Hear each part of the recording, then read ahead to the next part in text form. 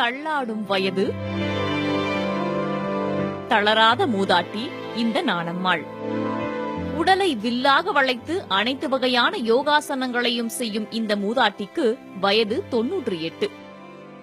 3 வயதில் ஆரம்பித்த யோகா கலையை தற்போது வரை செய்து உடலை கட்டுக்கோப்பாக வைத்துள்ளார். தன்னுடைய வேலைகளை தானே செய்து கொள்ளும் நாணம்மாள் சிறு பிள்ளைகளைப் போல யோகா போட்டிகளுக்கு சென்று பதக்கங்களையும் வென்று வருகிறார். சிறுதானிய உணவு, கீரைகள், பழங்கள் என நேர்த்தியான உணவு பழக்கத்தையும் கடைபிடித்து வருகிறார்.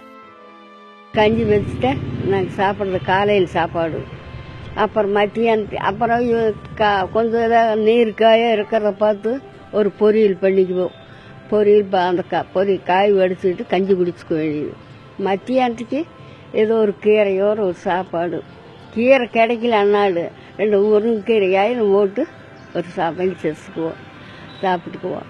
நைட்டு நான் என்ன செய்வேன், ஒரு கிளாஸ் பால் ஒரு பழம் இருந்தால் என்ற சாப்பாடு அவ்வளவுதான். தொடர்ந்து யோகா செய்து உடலை பராமரிக்கும் நாணம்மாள் இன்று வரை மருத்துவமனைக்கு சென்றதில்லை. இப்படிப்பட்ட யோகாவின் மகத்துவம் குறித்து அனைத்து பகுதிகளுக்கும் சென்று விழிப்புணர்வை ஏற்படுத்தி வருகிறார்.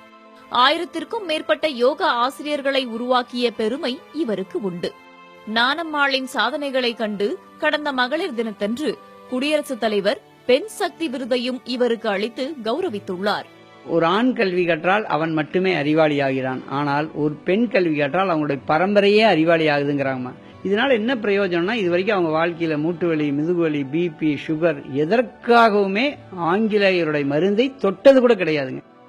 கொள்ளுப்பேத்தியை கண்டிருக்கும் நாணம்மாள் விரைவில் 100 பிறந்த தினத்தை கொண்டாடவுள்ளார். முறையான உடற்பயிற்சியும் நேர்த்தியான உணவு பழக்கமும் தான் ஆரோக்கியமான வாழ்விற்கு அடிப்படை என்பதை நிரூபித்து இன்றைய தலைமுறையினருக்கு பாடமாகியுள்ளார் நாணம்மாள்.